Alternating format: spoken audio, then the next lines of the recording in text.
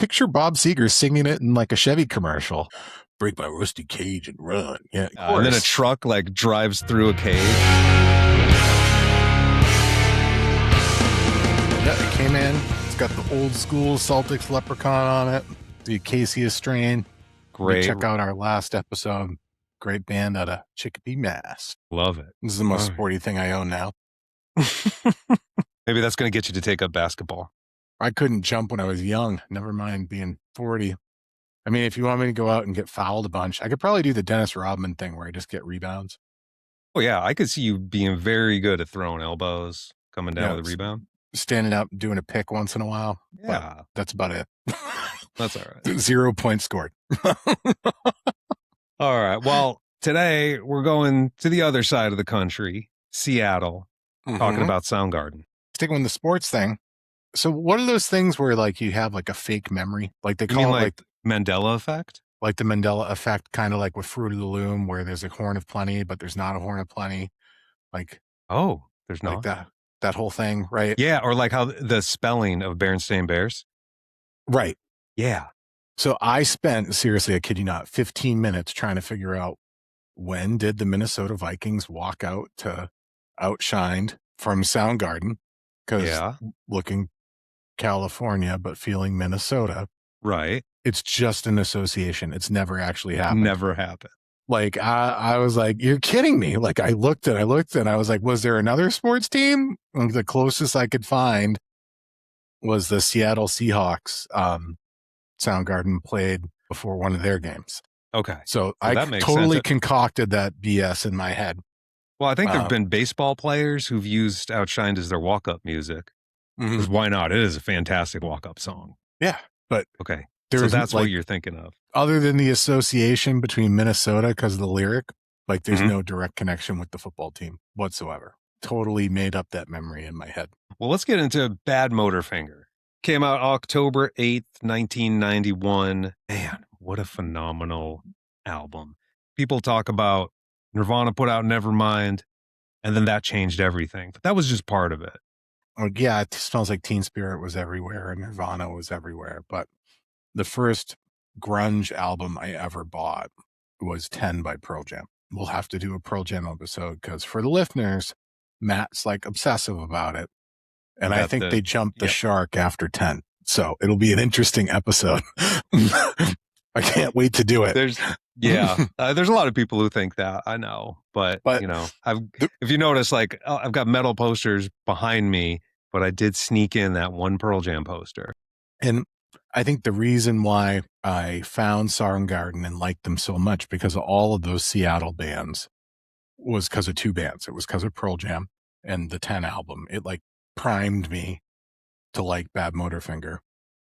And then the other piece was Shadow of the Season was big on AAF. That was Screaming Trees, which is another Seattle band. And the two together, Badmotorfinger was like an inevitability. Like I was going to enjoy that album. I like the cover art. Like I worked construction since I was like 12. My first job ever was painting siding in an unventilated basement for another construction company my dad knew. Seeing the spots because I had so little oxygen. But circular saws, chop saws, like that blade kind of cover art, like sucked me right in. Like I was like, whatever this is, I'm going to be all over it. This is going to be great. And I was hooked after that. I was a huge Soundgarden fan all the way up through high school and college as a result. Iconic album. And within the course of a couple of months, we get Pearl Jam 10, Nirvana, Nevermind. And just a couple weeks after that, it's Badmotorfinger. The release date was actually delayed. So it came out October 8th. It was supposed to come out September 24th. That was the day Nevermind came out. Also, that was the day Red Hot Chili Peppers' Blood Sugar Sex Magic came out. And A Tribe Called Quest Low End Theory. So it was already a ridiculously 90s day. Earth-shattering in terms of music, pop culture. Imagine what would have happened if Soundgarden was out that day too. Yeah, we'd be celebrating that date. What day was it? The 24th of September? September 24th, yeah. Yeah, like mark it on your calendar. Like, holy God, that would have been amazing. But I'm glad they delayed it because it potentially could have gotten drowned out. Now, Soundgarden had already been around for a while. They started in the 80s, and they already had a few albums under their belt. You know, it wasn't like Pearl Jam, that was their debut album. Nevermind, it was second album, but the first one on a major label. Soundgarden had been building steam for a while. This was the album that they pushed themselves a little bit further in terms of more maturity in their music, their lyrics. Not that the old stuff was bad. I mean, definitely go back and listen to Louder Than Love, but Badmotorfinger was just on a completely different level. Yeah, it peaked at number 39 on the Billboard Top 200. And in support of the album, they toured with Guns N' Roses, and it was certified double platinum in 1996. Soundgarden's Badmotorfinger kind of follows the tradition of hair metal in the 80s, and it's a work that clearly marks the transition between that world and like the alternative grunge scene. So like you move from Robert Plant's Children to this flannel-clad tsunami of grunge, all in like one fell swoop in October of 91. Badmotorfinger is just enough metal that it doesn't fit firmly in like the alternative rock category, and it's just enough psychedelia that it set the groundwork for like stoner rock albums that would come later. It feels more akin in some ways to like Cream or Hendrix, or the next closest counterpart at the same transitional period, well, it might have been Appetite for Destruction. It's this hard left or right, like the culture, the zeitgeist just took a turn right around this time period where Soundgarden was coming into themselves, and where Guns N' Roses kind of succumbed to the same ballads and pianos that marked Aerosmith's decline. Soundgarden got weirder and darker, and they brought us along for the ride. And while Alice in Chains was like the heaviest of the contemporaries that you could kind of put in that same like metal alternative rock category as Soundgarden, one of their other contemporaries, Monster Magnet, embraced some of that psychedelia and wasn't drowned out by sort of more of the depressive themes that were present in grunge. Modern artists kind of fail to be successors to Badmotorfinger or to Soundgarden, because how could you be anything but like an homage? Like it's they're so uniquely their own thing. And so instead, new artists kind of borrow from the Soundgarden Badmotorfinger vibe without imitating them. They borrow elements of it. So you'll see the influence of Soundgarden in future bands, but it's real. It was real hard to find anything current that would be like, oh yeah, that's definitely Soundgarden's sound. They got that from them. That's true. You're either borrowing pieces of Soundgarden, or I've heard bands that sound like just ripoffs. Because, and maybe it's not fair because that's just how their voice is, but I've heard bands where they sound a lot like Chris Cornell, or like a knockoff Chris Cornell. Like Right. no one, Temu, Chris Cornell, Temu Cornell, because no one sounds like him. But there are bands where you're like, yeah, okay, you see what they're going for.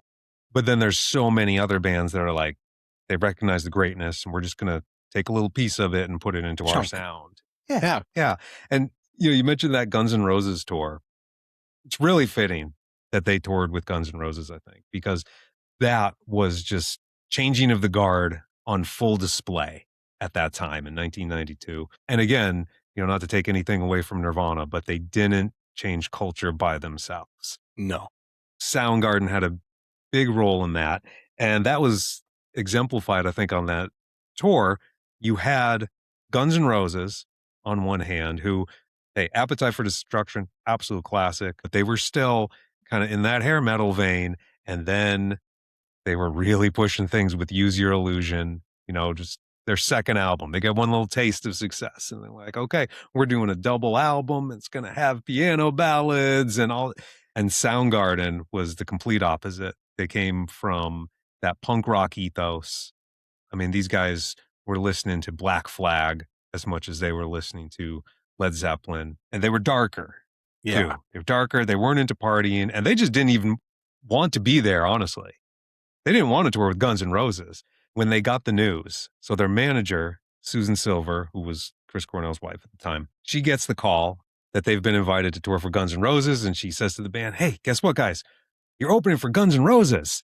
And they all just stared at her in silence. They were just like, what? Why are we doing that?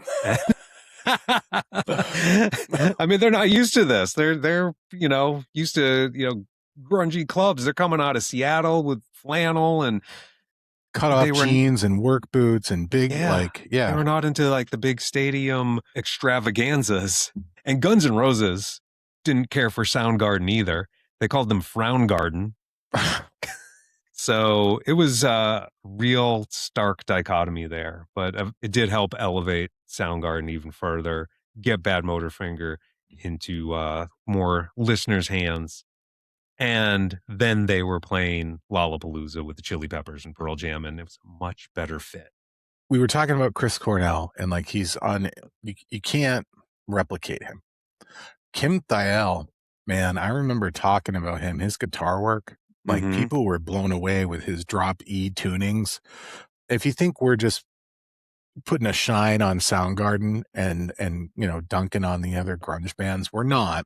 The other grunge bands acknowledged it. So like Dave Grohl has talked about how Soundgarden did what they were trying to do in some ways better than Nirvana did. Like, and he says it that way. He says it's like they took the Beatles and Sabbath and they blended them together in a way that we could never do. So even their contemporaries recognized that these guys were doing something special. Kim and Chris were two of the main members. Matt Cameron, he was the drummer on this album. And then they had Ben Shepherd on this album. And the bass, some of the bass tracks on this album, they make the songs. Like Jesus Christ Pose, that's like so bass heavy. Just having him on this record, and Kim has said that too, that Ben brought a certain thing to the recording that they wouldn't have had if he hadn't been there. And he was a fan of the band prior to joining. What is it about bassists being fans first? A la Metallica. But yeah, it was Ben Shepherd's first album with Soundgarden.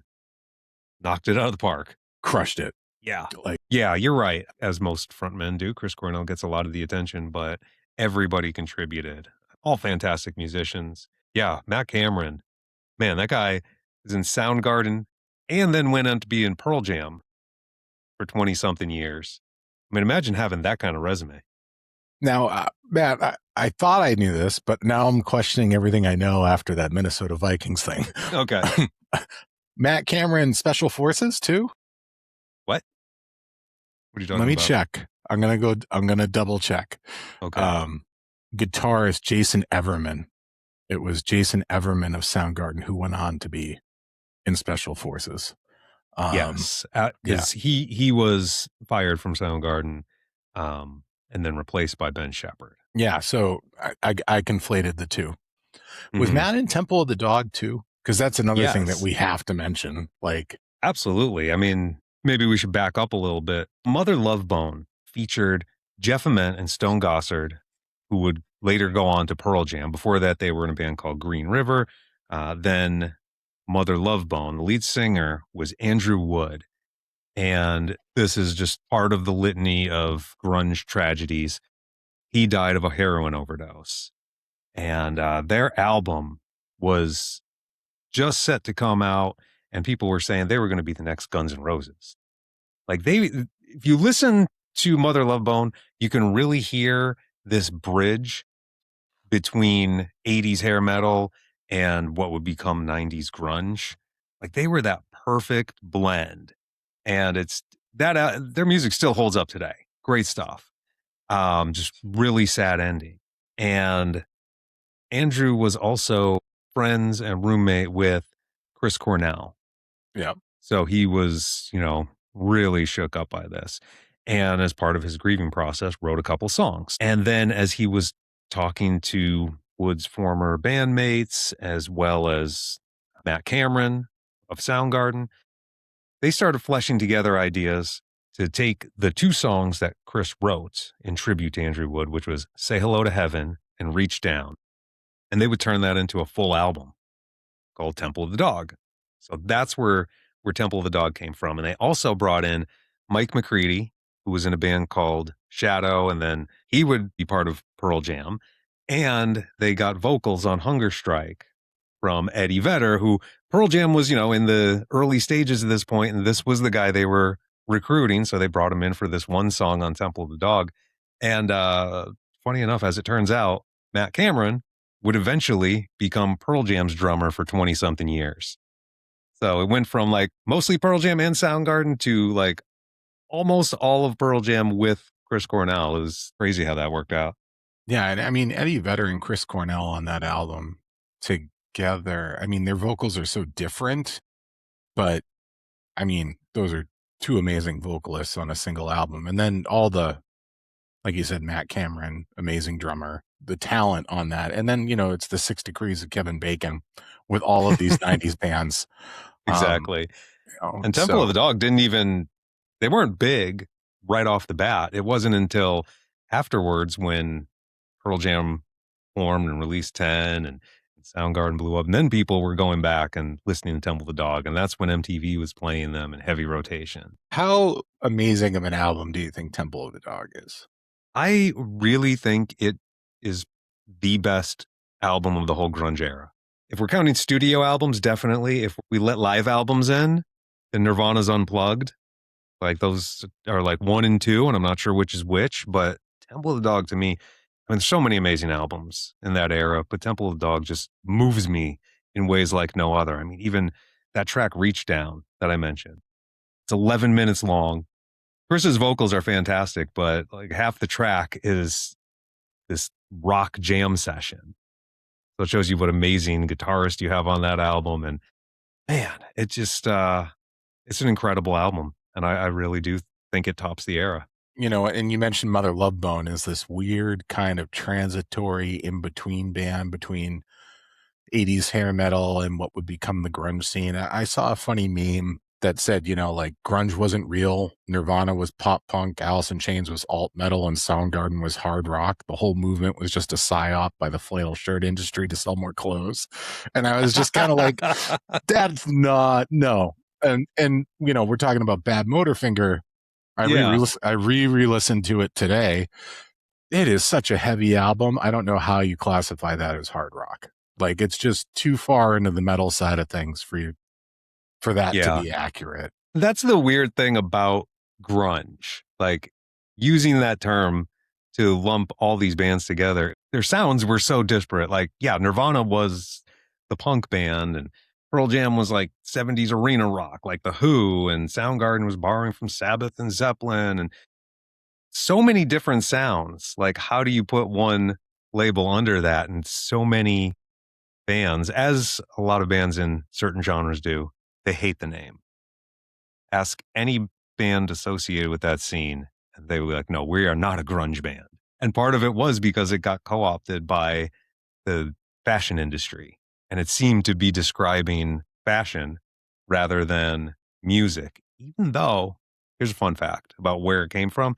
The first known usage of grunge as a musical term dates back to the 80s. And Mark Arm, so he was in the band Green River. Yep, that you mentioned Jeff and earlier. Stone. Yep. Precursor to Temple of the Dog and Pearl Jam. And yes. He would later go on to form Mudhoney. He was in a band called Mr. Epp and the Calculations. And he would like call on radio shows or write letters into magazines, trashing that band, like getting publicity by saying how terrible they were. And there was one thing he wrote where he described the music as pure grunge, pure noise. Like, this is awful. Don't listen to it. I just think it's funny. Like, that's where the term grunge technically came from. And then everybody disavowed it afterwards. It's kind of like Carhartt has made a resurgence recently as like a trendy high fashion thing. I feel like the fashion industry did the same thing with the cutoff jeans and combat boots and chain wallets and flannel of the grunge era. Like, yeah, totally. That was just the clothes they had. Like that it wasn't a fashion statement. No, they dress like that because it was the Pacific Northwest. It's cold and rainy.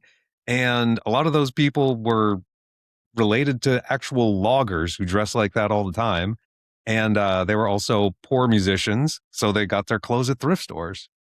There's a funny story. I'm trying to think of which band it was. I think it was Screaming Trees. They had an MTV appearance. They were going to be on some MTV show, and the producers or whoever take them into this room and they're like, go ahead and pick out your clothes. And they have all these really expensive flannel shirts hanging on racks. And the guys are like, this is the stuff we buy for ourselves for $1. at the thrift store, and now it's high fashion. Right. What a wild time. And, going back to the transitory nature of it, like there isn't a clear demarcation between 80s metal and what became grunge. We don't give enough credit sometimes to, like, we always mention Sabbath. It's easy to be like, Sabbath is the birthplace of all heavy music and all roads lead back to Sabbath. You don't get Corrosion of Conformity. You don't get Pantera. You don't get Down. You don't get any of these bands without Sabbath. And we talked a little bit in one of our previous episodes about how impactful Tony Iommi and Geezer Butler and Ozzy Osbourne were, and how big Sabbath was on their influence. And I don't think Zeppelin gets enough credit. And to me, in a lot of ways, Badmotorfinger, other than the Appetite for Destruction album, marks kind of that transition between the two genres. And Chris Cornell's vocals, you don't get Chris Cornell without Robert Plant. You just don't. And the big hair, like Chris Cornell had really long hair in Badmotorfinger. He hadn't GQ'd himself up like he did later in the 90s. Like it was. Right. Yeah. And it wasn't the same kind of long hair that you got throughout the 80s with the rat and poison. No, there wasn't any Auqanet in it, No. Like it wasn't getting teased. Right. Yeah. As big as they are, no, I guess they don't get enough credit, especially for a scene like this, because there were bands, mainly the punk-leaning ones, like Nirvana, who didn't like, or at least professed to not like, Led Zeppelin. They thought it was just not cool to like anything super progressive. And, we're not putting a shine on these bands unreasonably. Like, their importance is really huge. And the stuff they were influenced by was a lot of 60s and 70s music. And you can hear it, like Cream and Hendrix. Dave Grohl talked about how Soundgarden to him did what they were trying to do better than Nirvana did, which was, how do I combine Sabbath and the Beatles? And I think that there are other bands that sound more akin to some of the stuff on Badmotorfinger, like the Battle of Evermore, Stairway to Heaven sounds closer to Badmotorfinger, or Sunshine of Your Love, or The White Room by Cream, or Hendrix, All Along the Watchtower. Like, when you listen to the Badmotorfinger album, that's stuff that I grew up with listening to, because my dad was listening to it and it rubbed off on me. And I was like primed, like, why did I like Badmotorfinger? I was primed from all that music that I listened from him. And you can hear the influence. And, the other thing is, like, we're still talking about this band 35 years after later, it came out. Yeah. Right. Part of it too is, the lyrics. We've talked about how the songwriting is more mature. It sticks with you longer because their earlier works. What was one of the songs that you mentioned? Well, there was Big Dumb Sex and Full On Kevin's Mom. Right. Some of the topics that they're doing on Badmotorfinger hold up way better over time because they did mature. And so it makes it more of a classic. It's more of a timeless sound. And you can go back. Can grow with you. Yeah. As or you grow age into and mature. Yeah. Exactly. Yeah, it's a great segue. Like, we don't understand things when we're younger. Like, I was probably way too young to get some of the stuff that is in this music that I re-listen to now, and it's much more relevant. But like, two songs, Searching with My Good Eye Closed and Room 1,000 Years Wide, when I got into Zen Buddhism, like, those two songs came back to me. And I remember thinking about them and being like, oh, this kind of like mirrors the experience I have now. So like, Searching with My Good Eye Closed, kind of a reference to your third eye, and it's hard to find spiritual enlightenment if you're searching for it with one eye shut, you know.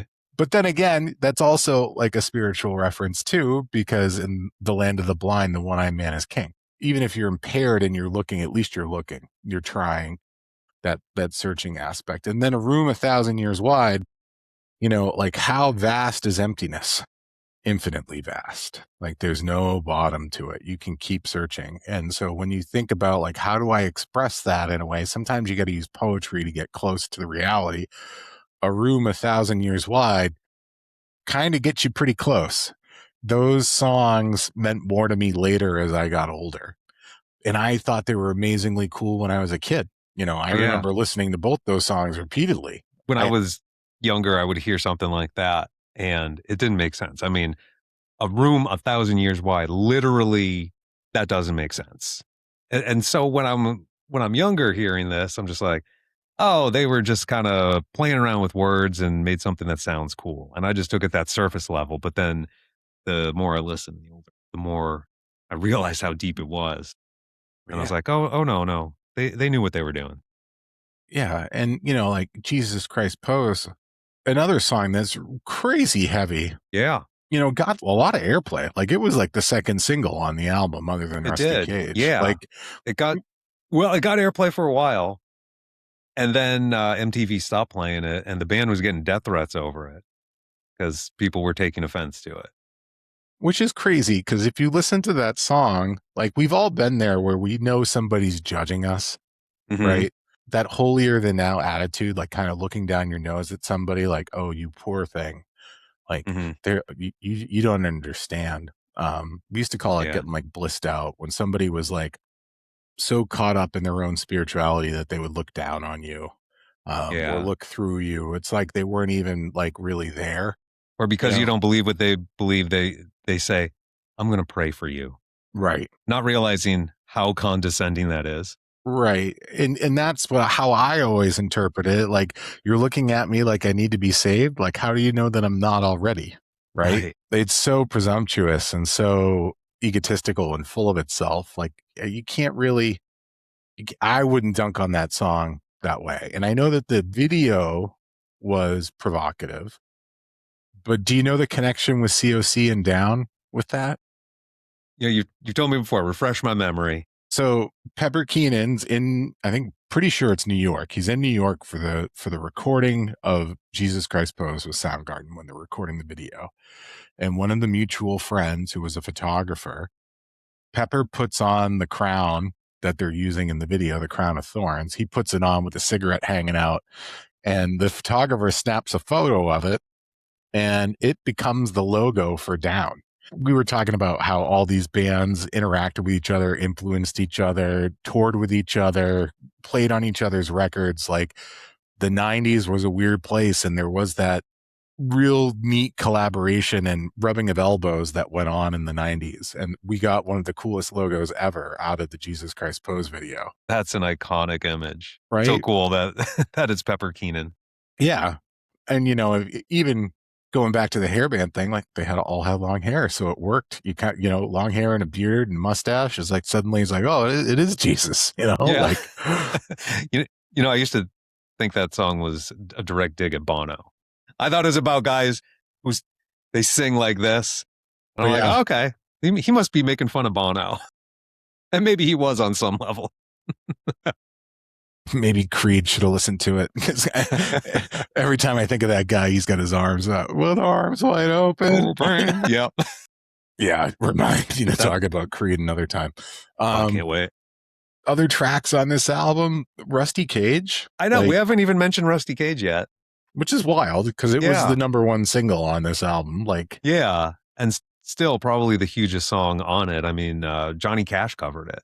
yeah, and it was Unchained album. And I, like we were talking about earlier, how I was conflating all sorts of stuff when I was going back over this. Like I had like mixed memories. And one of the things that I confused to this day up until getting ready for this episode is I didn't realize Rusty Cage was an original song.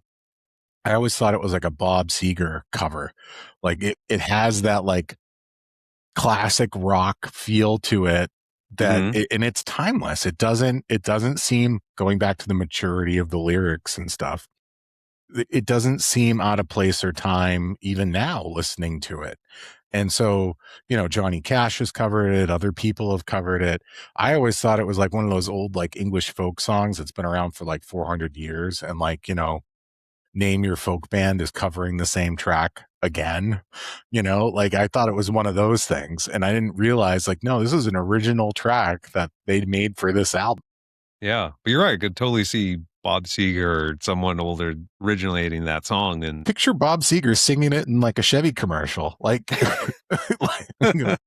break my rusty cage and run. Yeah, like it's like, yeah, like yeah, of course. and then a truck like drives through a cage. Yeah.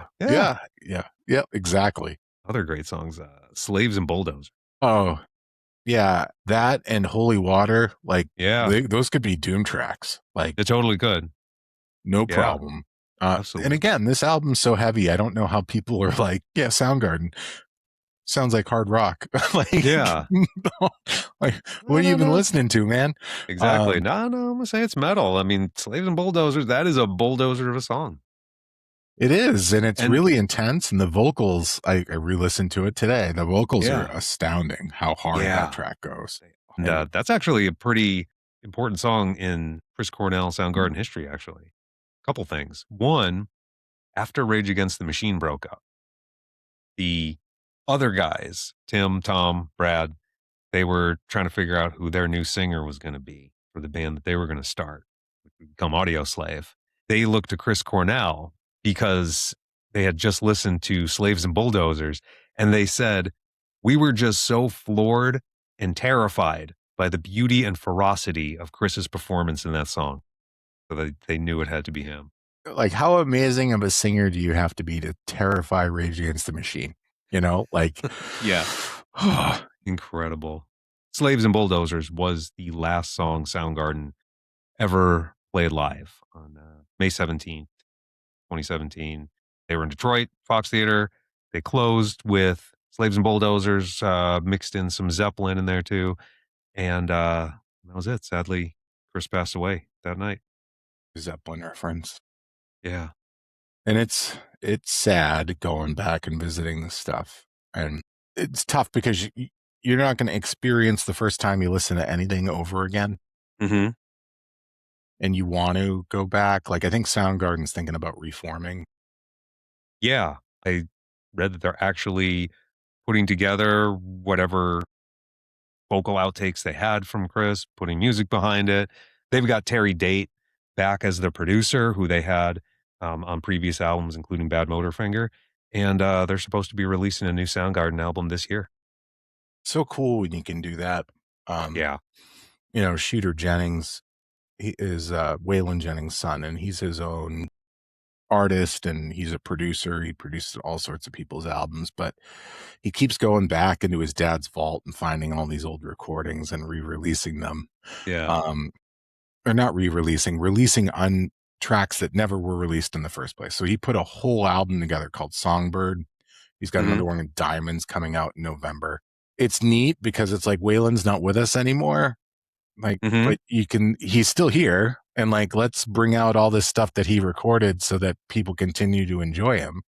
And I think it's really sweet that his son's doing that. And it's cool that the guys from Soundgarden are going to try to do that with the stuff that they had in the bank.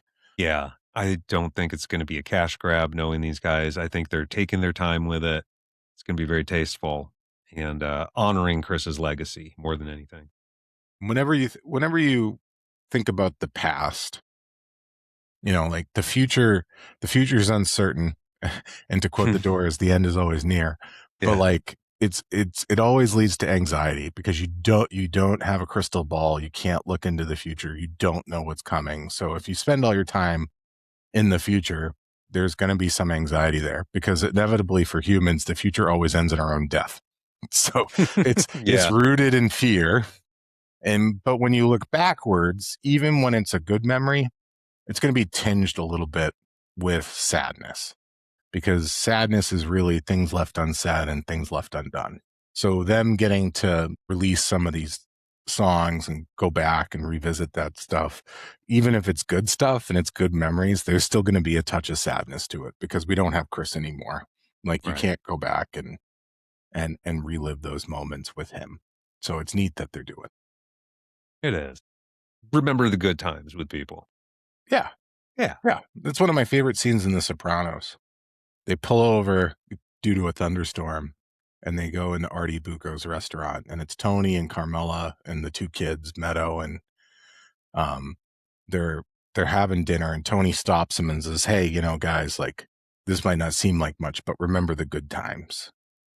Like, they were sharing this special moment together. They wouldn't have had it if they hadn't pulled over." He Hmm. just like toasts his family and says, like, remember the good times. And it's like, like those little tiny things like that become big memories later on, even if they are tinted with a little sadness. exactly. And they're And there's a lot of sadness in the grunge scene.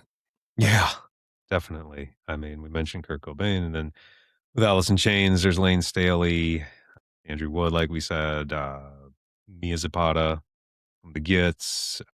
It's a long list. Mark Lanigan, of course. Yeah, and Mark, that crushed me. Like, Yeah, because that was 2022. That wasn't that long ago. right. It's funny, like some deaths, like Mark's, and then like other public figures, like Anthony Bourdain's death hit me hard. Other guys like David Foster Wallace when he passed. And that was a self-induced situation. Yeah, for me, MCA of the Beastie Boys. Right. I remember you being upset about that. I was. Yeah, Yeah. yeah, that was a sad one. Like some of those big losses, but Mark hit me hard too. Hmm. And I part of it I think is I had a real connection with Screaming Trees and Mark Lanigan, and then his future projects with Greg Dooley, like the Gutter Twins. Yeah, that's good stuff. It is. I have a tweet, the only tweet that like famous people ever responded to. Yep. I responded. Mark and Greg were going back and forth on Twitter, and I responded to one of their tweets with the lyrics, "Get in the car, we got deadlines to keep." And they both liked it. And I was just like, oh my God. Like Greg Dooley from Afghan Wigs and Mark Lanigan from Screaming Trees liked my lyrics that I quoted back at him. That was cool. That's awesome. Mark, because he's been in so many bands that I've liked, like all of his work with Screaming Trees. And then Josh Homme, I think, was a guitar tech for Screaming Trees. And later on, when Queens of the Stone Age formed, they had Mark Lanigan on their albums, doing guest vocals and songwriting, contributing to the albums. Yeah. And then I was a Afghan Wigs fan. I got into them late when I was bouncing after college, but then having him do Gutter Twins with Greg Dooley, like Mark's got so much good solo music too. And Screaming Trees was an influence on Soundgarden, in the same scene a little earlier. And like, obviously there was you could make some comparisons there because his vocals were right up there with Eddie Vedder and Chris Cornell, just a different type. Yeah. A very timeless voice too. Yeah, we were talking about how Rusty Cage could be a Bob Seger song in a Chevy commercial. Like Mark Lanigan's vocals, you could just pick it up and put it into any time period and then be like, oh, 60s or, even earlier, like you could go 100 years earlier. You could do some country folk stuff with Mark's voice and it wouldn't sound out of place, or blues, Yeah, very bluesy. Not always as recognized as some of the other people in that scene, but definitely deserves a lot of credit. I couldn't believe he was 57. Like I would have thought he was 67, and that goes back to the Gutter Twins reference. They got their name because of their extracurricular activities outside of their bands, being up to no good. It's a great name too. Yeah. All right. Well, let's get to some recommendations. Yeah, and it's hard. It was hard finding modern bands because they borrowed pieces of Soundgarden. So, like we talked about Hendrix, we talked about Cream, we talked about Led Zeppelin. But the only modern person that I could come up with was Steven Wilson Jr. He's a country artist out of Indiana, and he has an album called Son of Dad. And he grew up listening to all the music we listened to in the early 90s. And so it influenced his music, and he uses all the drop tunings that Soundgarden did in his country music. And so some of his songs are amazing guitar work and really heavy, even though they've got an Indiana kind of, I don't even know what you would call the accent to his vocals. And he's a funny guy, and he's got a good sense of humor too. But some of the songs on Son of Dad are dark. So like, he has one, A Mighty Beast, and sonically, it lines right up with Badmotorfinger. You could go listen to that. And he's got other stuff that's more fun. Like he's got a song, You Don't Hear About Gary Anymore. And the video's got Gary Sinise in it, like causing havoc. It's like really enjoyable. And there was one other band, that kept coming up because they covered Rusty Cage. It was called Witch Ripper. Yeah. But I wouldn't recommend that band if somebody said, I like Soundgarden, what's a modern band that I should listen to? I wouldn't recommend Witch Ripper. Like, I get why the algorithm wants me to associate the two because of the cover, but it lines up better with the next band we're going to do, which is High on Fire. Like it's closer to that. So those are the only things I could come up with. What'd you get? Well, again, I was thinking of mostly older stuff, like in the 90s. What are some other bands that were part of that scene, just not very popular, but still worth checking out? Skin Yard and Grunge Truck. Those were two that I think are really cool. I was listening to them earlier today. You can definitely hear some Soundgarden in there. Green River, like I mentioned earlier, and Mother Love Bone, of course. There's a lot of stuff worth diving into in the grunge scene. And then moving more into the future, Mastodon's album Crack the Sky. I think that would be a good one for Soundgarden fans. That's when Mastodon got really experimental, a little more psychedelic than they have been before, a little more accessible too. And I think it was a good fit. And the last one, which I just started getting into, what I was recommended this band, I can definitely see it. King Buffalo. Yeah, and you said that they have like a all them witches type vibe, which again is like Exactly. heavy on the Yeah. psychedelia and the hard rock and Yeah. King Buffalo. That's a cool one. and I felt bad that not mentioning them with all the other bands we already talked about, but like going with the Zeppelin, Soundgarden type vibe, like Candlebox really. Mm-hmm. I saw them in tour a few years ago and they were excellent. And Yeah. they were consummate professionals, put on a really great show, sounded amazing, really clean. It's like always good when you go to a show and the band sounds like their album. Uh, Yeah. some bands, like, it's like, what am I listening to? It's like, are these the same guys? But no, it was like spot on. Unfortunately, they were like, hey, we got like stuck in this grunge thing, like, but we're really more of like a classic rock band. Like, don't count us out. It was really like an appeal to be like, we're our own thing and don't discount us. They got a bad rap in the 90s, as popular as they got. I mean, not really shedding tears for all the albums they sold, but they were unfairly criticized a lot in the 90s by people who thought they were just jumping on the bandwagon. When in fact, before 1993, when Candlebox blew up, they had already been making music for years, and they were doing it since they were teenagers. So they were already really good, and then just like gradually honing their skills. It also, I think, it didn't help the perception that they got signed to Madonna's sub label. I didn't realize they were on Maverick. Maverick, that's it. Yeah. They were on Maverick, and there were rumors about them and Madonna and some, hey. So funny thing. Madonna never really did anything for me because she's the exact same age as my mom. They have like the same year. I don't know if Yeah, it's the same month, really. but like, so I've always kind of been like, Madonna equals Mm-hmm. mom. I'm like, I'm not. No. Yeah. But Maverick has a lot of good bands, including Deftones on it. So it's like, That's right. so like I have always respected Maverick. Yeah. I never looked at it because of the Deftones. To me, like if you're going to sign the Deftones, like you're legit, like what's up. I think just at the time, people were unfairly calling Candlebox, give them the Johnny Come Lately treatment, or saying they slept their way to the top, that kind of stuff. Yeah, or they jumped on the bandwagon or whatever. Like, I don't know. Far Behind's a great song. I don't care. yeah, or Breathe Me In. Yeah. Oh, that song is.